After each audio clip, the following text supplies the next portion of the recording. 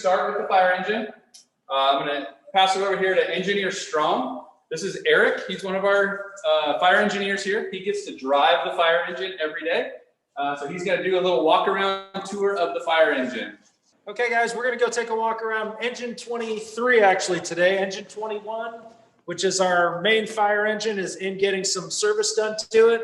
So we're in engine 23, which is our backup fire engine. So we'll just take a quick walk around. We'll start at the front and we'll walk all the way around.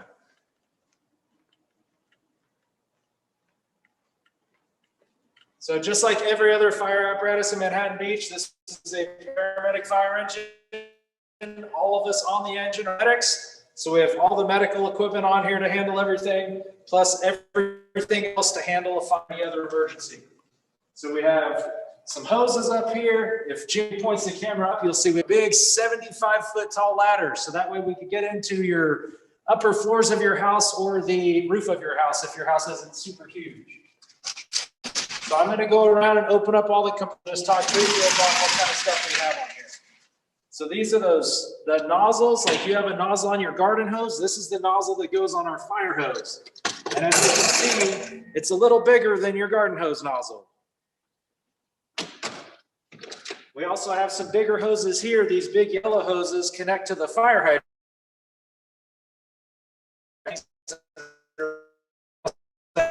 Generate power. You can make, and this is fluids. I'm sure you guys have seen, and I can actually pull one out here really quick.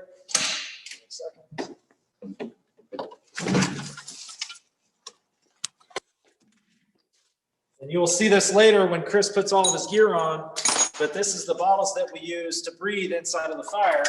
So if you see here, we carry extra ones on here because a lot of times we'll go through more than one on a fire. Next compartment, we have this big saw here that we can cut through metal stuff with. Then right here, we have a chainsaw. So this is what we'll use to cut through roofs when we need to cut through roofs to let all the smoke out. Then if there's smoke inside your house, we also have this big fan here. And we can use this fan to blow all the smoke out of your house. If we come around the back here, see, not as big as the ladder up top, but we have ladders inside here too. We call these ground ladders because we throw them from the ground.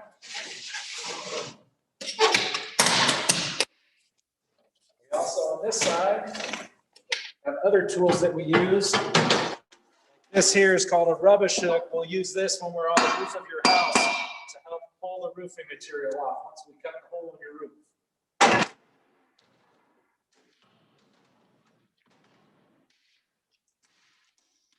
Coming over here.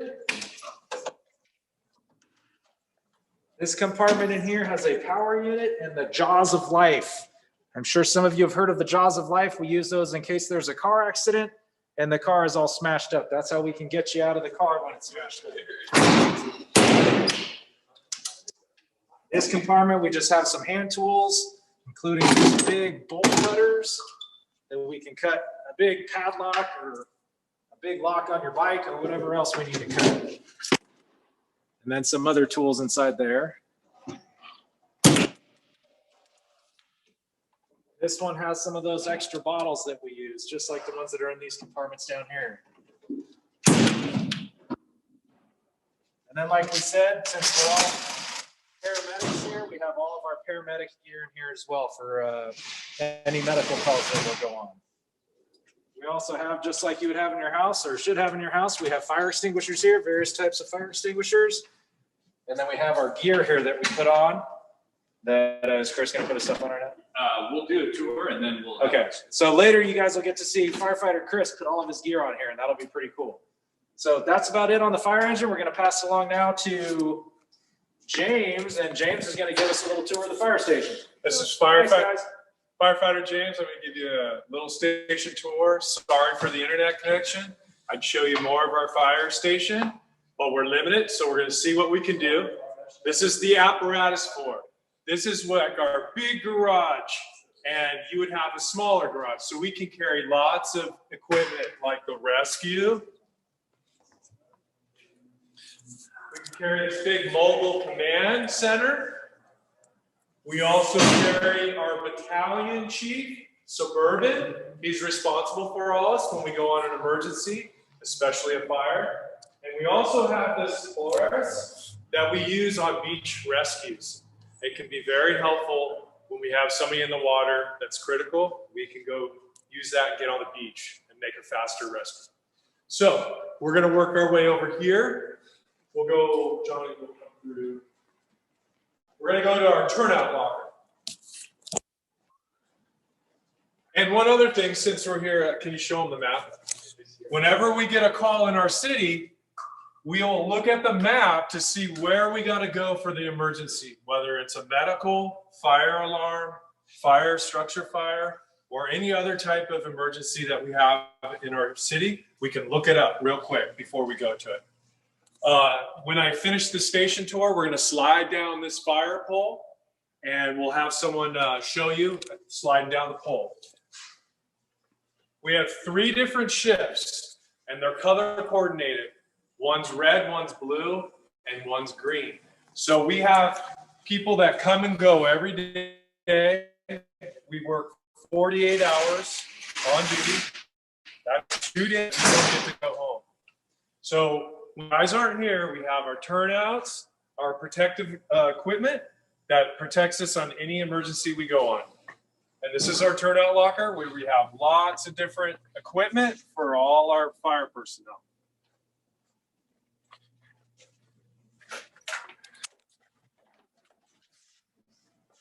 Then we're coming in here. This is where we do office work. As firefighters, we do a lot of paperwork to record our incidents or our emergencies. And so we have computers in our offices to take care of emails and write reports. We also have our captain's office, and he's responsible of our shift. He's like the teacher. He makes sure that we do things all throughout the day. As we come here, we have a classroom like you guys do. And so we do lots of different things in the classroom. We do presentation, drills. We practice with dummies. We have all kinds of books. And this is where we do a lot of training in the classroom. But we do a lot of training outside in the field because we also need to know how to use the equipment we use every day for our emergencies. What was happening in the classroom today, Jimmy? Also in the classroom today, we were giving vaccines to our own firefighter personnel and some of the city workers that qualify for 65 or older. So we are also participating in that and making sure that everyone's getting vaccinated that is eligible. We even have a skeleton with all the different bones. We're also paramedics, so we like to go over these little details and know everything about the human body. As we walk through this door, this is our big living room. And you see all these chairs. This is where we will come in the evening. And this is where we all get together and we talk about training or calls, what's going on with our own families. And this is a good place for us to take a break. And sometimes we do training up on the TVs as well. And then we have this huge kitchen. It has 3 refrigerators. And like I was telling you, we have 3 colored shifts: blue, green, and red. And this is where we do all our cooking for our shifts. Also, I'll take you in the back real quick. Do you think the internet will go? Yeah, we'll try.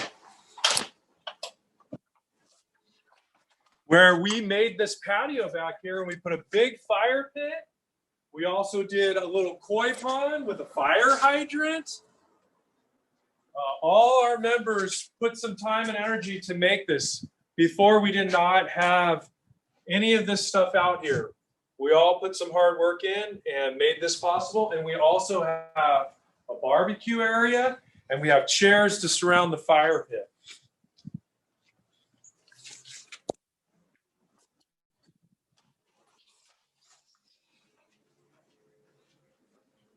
And if you ever get to come and visit us, we also have a popcorn machine. Sometimes when we have the open houses, we'll bring that out so the kids and parents can have popcorn while they come and visit us.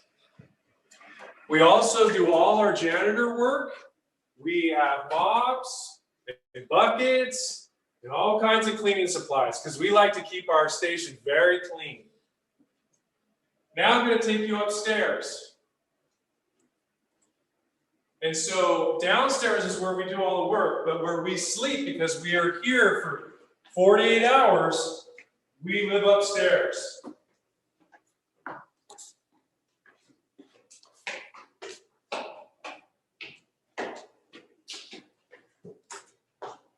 Now we're on the second floor. This is our living quarters. This is where we go to sleep at night. This is where we take our showers. We even do our own laundry. This is where we and everything and set up right now because we can't. We also have else area. We do not have any firefighters now, but we're hoping in the future to get some girl firefighters, some female firefighters, so they have their own locker and door. So as you come down, we have many different rooms. One member was here last night, so his room's all set up, ready to go for tonight. He's lucky.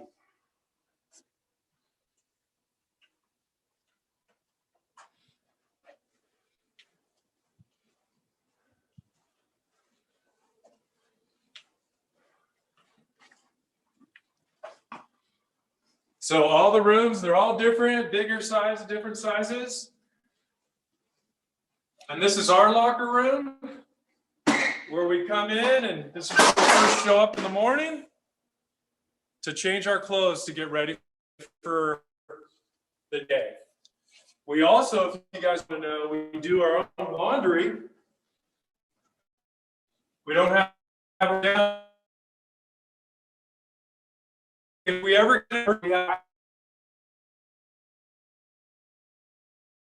lock, it will slide down the pole. You want to go downstairs and then film it from the bottom?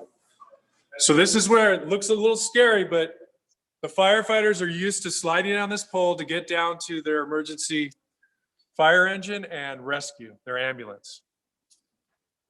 That's what I walked down. Okay. We're going to show you someone sliding down the pole in 30 seconds. All right, so we're going to have one of our firefighters slide down the pole for you.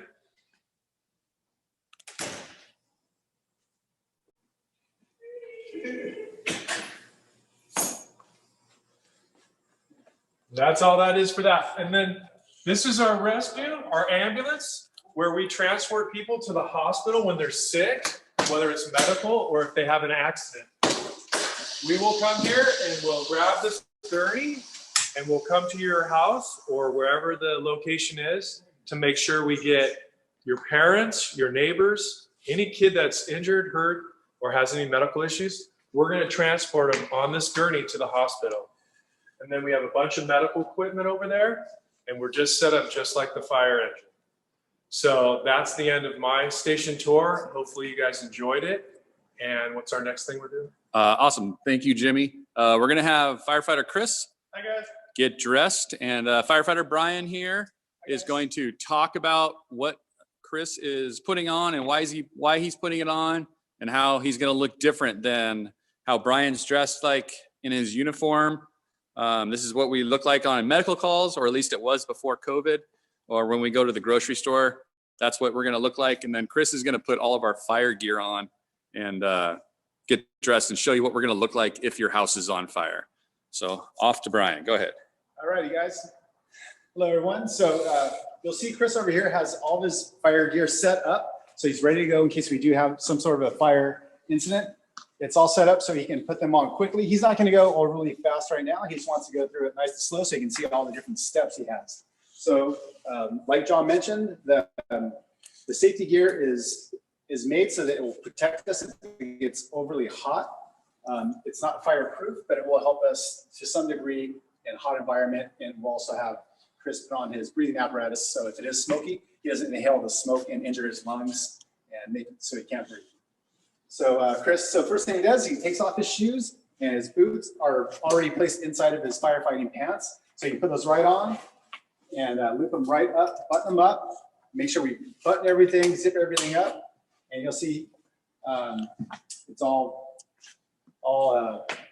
like set up perfectly for him, ready to go. So next he's going to put on his hood. So we call this a flash hood. It's made of Nomex. It'll protect his ears and his neck. Any kind of exposed skin, it'll create another barrier of air to eliminate the heat from burning. So you'll see his firefighting coat will overlap the Nomex hood. There's a nice heavy duty zipper and some clasps as well, so you can get secured in there. You also see on his hands, he has, they're called gauntlets. They loop over his thumb so that they won't accidentally pull up and expose the skin again. So we're just trying to protect any kind of exposed skin in that hot environment, that fire environment. So of course, he puts his helmet on, protect your head, just like if you're riding a bicycle or a skateboard at home, we always wear a helmet.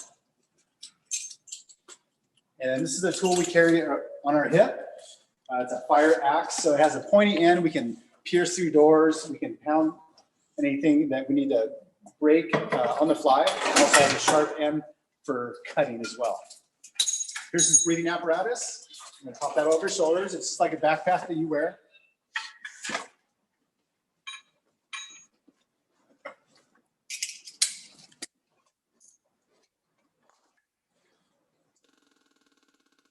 So he has to open up that bottle to allow the air to run through this hose right here, which he'll put on later. You'll hear him breathe through that. So we keep our face mask in our chest here, so we always have it on our person. So this will be nice and tight fitting, and it'll create a complete seal from the outside air. And he checked that with his hand, make sure there's no air escaping in or out. Now he pulls that hood that he put on earlier, right up and over the mask. It's completely covering all the skin around his face and his neck and ears. And put the helmet back on. He's going to snug that down nice and tight. And he's almost ready to go. He's getting there. He's getting close. He has to cover up his hands.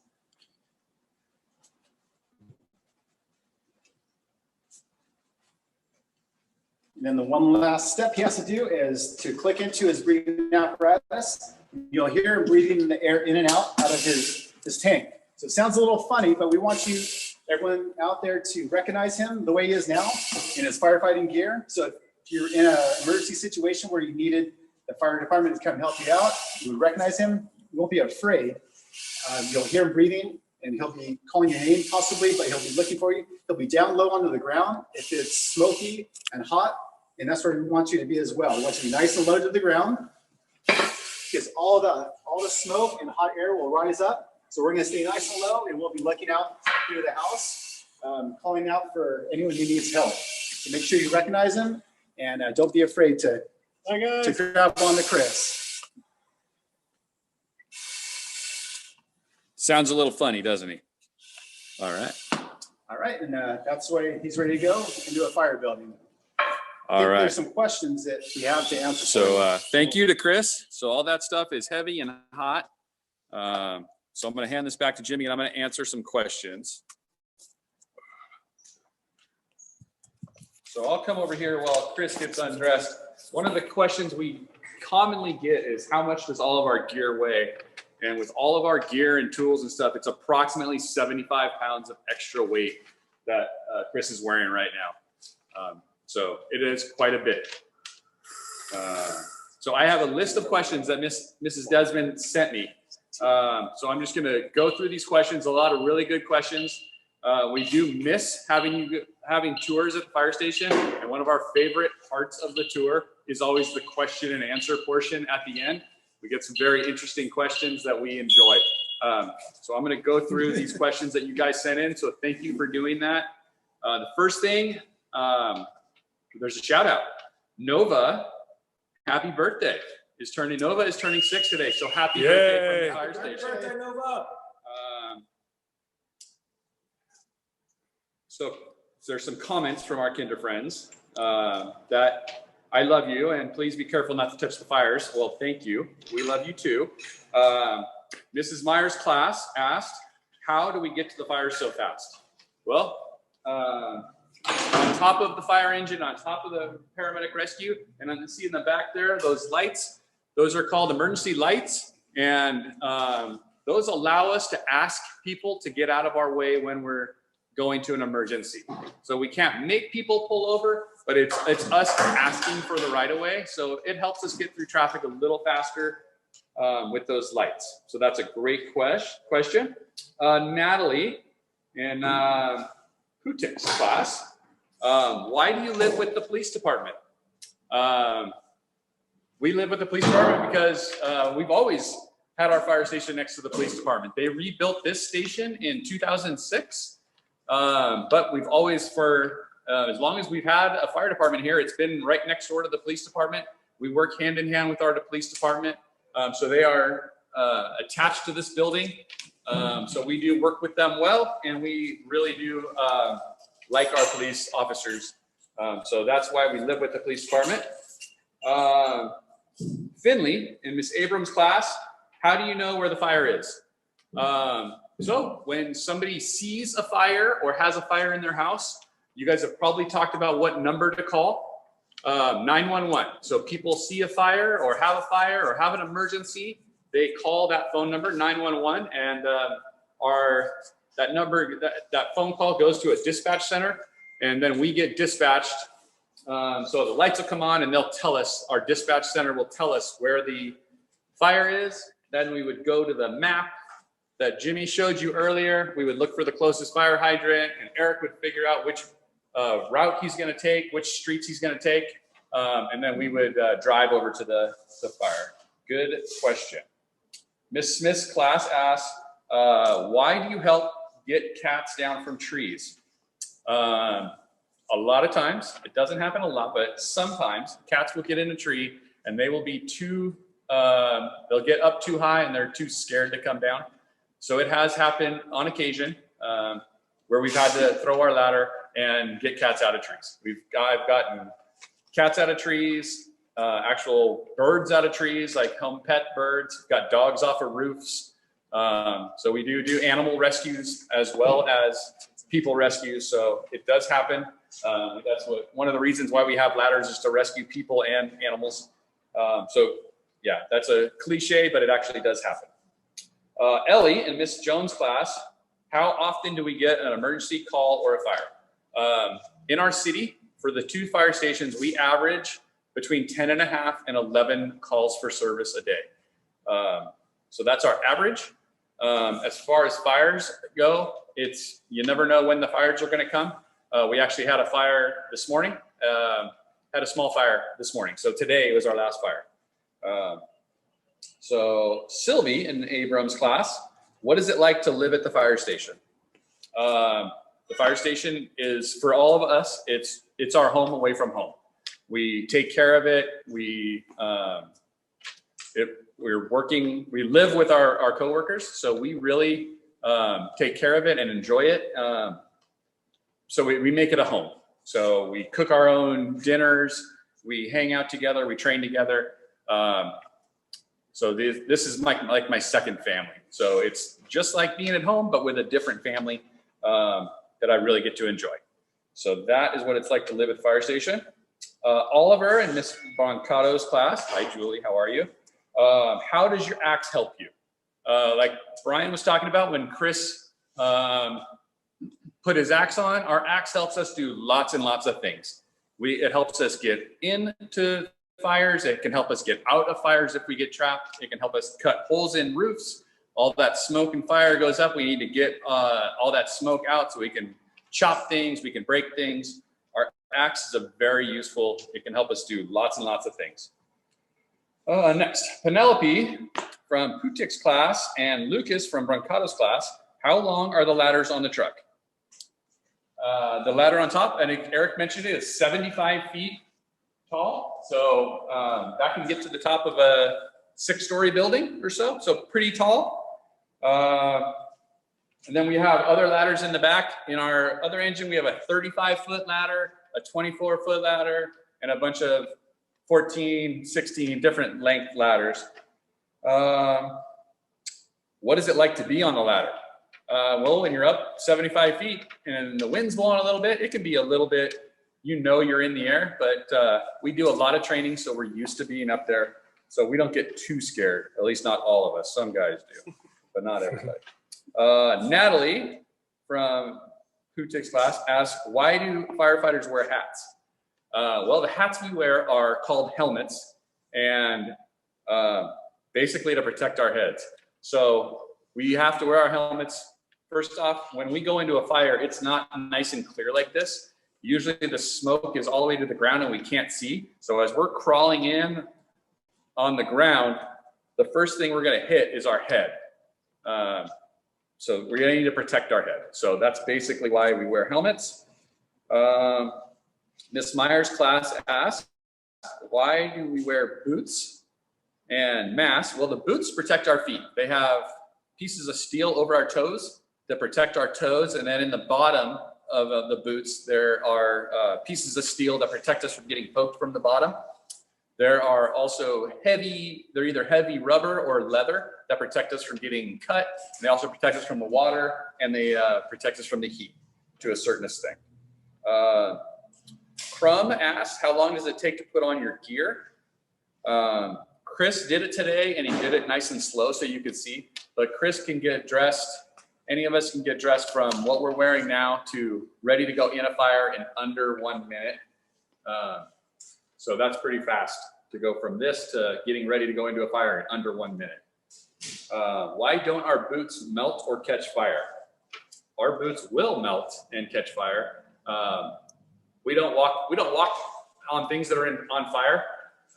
Nobody should do that. Our boots are just made of rubber or leather.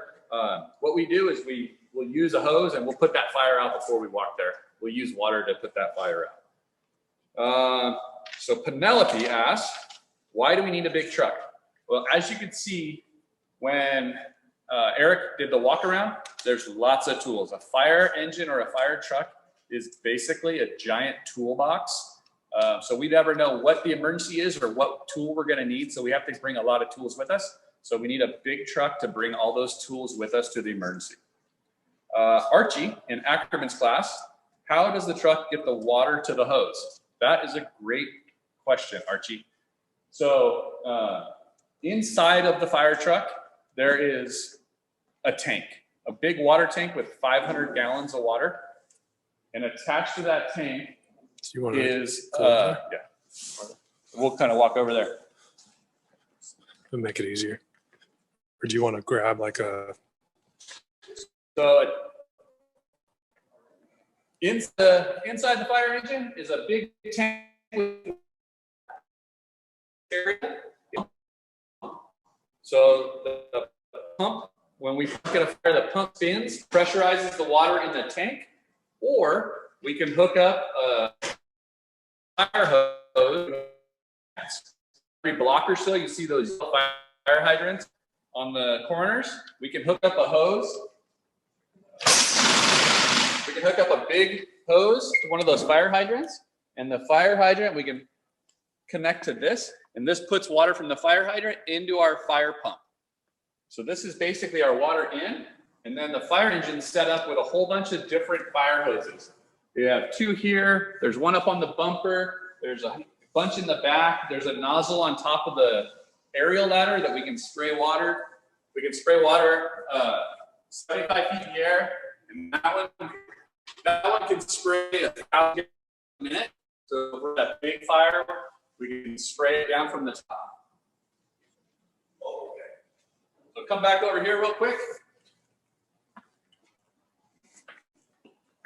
So basically, we either use our water in our tank, or we use the fire hydrant water. This is water in, and then all these different handles are how we can get water out. So it depends on which handle we pull. It'll put water in different hose lines, depending on what the fire is and what our needs are. So that was about the water. Let's see, Michaela, how many people can fit in the fire truck. Only fit as many people that we have. This fire engine, 4 seatbelt, so we 4 people in it. We always wear our seatbelt, just like you guys should always wear your seatbelt in your car. Miss Murphy's class, how to start the fire engine? That's a great question, but I'm going to show you. It's just a foot. I don't want you to ever see the fire engine and know how to start it. There is no key to the fire engine. I'll tell you that secret. So, because we would lose it. So we don't want to lose the key, so we don't have a key. Miss Murphy's class, how many trucks do we have? In the city of Manhattan Beach, we have 4 fire engines. 1 that is being used at each fire station, and then 1 backup one at each fire station. So as Eric said, this is our backup one because our frontline one is in getting service. We have to, basically, we talked about the water in, water out. The hoses, the way they are now, they're flat. Until we put water in them, they puff up and the water goes in, and then comes out the nozzle that Eric talked about. So they're stored flat, and then when we use them, they become round with water. Miss Crumb's class asked, how fast does the truck go? These trucks are limited at 60 miles an hour. This is a big, heavy fire engine. You don't want to be going faster than that because the more you weigh and the faster you're going, the more time it takes to slow down. So they don't go very fast, but that's it. Let's see. Why does the hose need to be so long? The hoses need to be long so we can get to the fire. Wherever the fire is, we can always make sure we get there. So PK for Miss Sneck's class, who cooks dinner at the fire department? We take turns. We all take turns tomorrow. I'm cooking tomorrow, and Jimmy, who's I'm cooking tonight. so it's a good day when Jimmy's cooking because Jimmy is really a good cook. So that is take turns. So that's how we decide who cooks. Let's see. Peter class also asked, how did you learn to be a fire person? You got to go to school. You got to go to college and take fire classes and do good in school and be a good person. And that's how we became fire people. Crumbs, how do you get into houses without a key? We use our tools. We use our axe. We'll use a sledgehammer. We'll use the saws that Eric talked about. If it's the metal door, we'll cut the door lock. Basically, all the tools we have all help us get into the houses or the business. This class asked, how do you fight a wildfire? Not this engine, but our other engine at the other station. That's our brush engine. So every time you see those big fires up in Northern California or in the hills, we'll send a fire engine to that. And it's a little bit different on the techniques. You don't really hook up to the fire hydrant. You use a lot less water and depends on the weather. Use shovels a lot, and we just a lot of hard work. But you do, it's a little bit different on how we fight a wildfire, whether we'll remove the fuel with a shovel or we'll just let it burn to a road or if we're using water. So that's a little bit different. That's a good question. PK from Ms. Schneck's class, is it fun to go down the pole? Yes, but in the middle of the night, you need to make sure that you're awake when you do it because you don't want to fall because it can get a little scary if you're not quite awake. Where are the poles? We showed you guys the poles. How do you get up to the pole? You get up through the stairs. We do not have an elevator. Evie in Ackerman's class, do firefighters have helpers? We all work together as a team. So we are all each other's helpers. We all have separate roles, like the chief will be doing the command stuff and Eric does the driving, but we all work together. We all work together as helpers. Miss Meyer's class asked, how come firefighters are so tough? I don't know that we're tough. It's just, we're just here to help. So I don't know what you're meaning by tough. Sorry, I can't help you out with that one. We're just people who like to help people. Fire dog. Oh, Ellie in Miss Ackerman's class. Do you have a fire dog? No, we do not have a fire dog.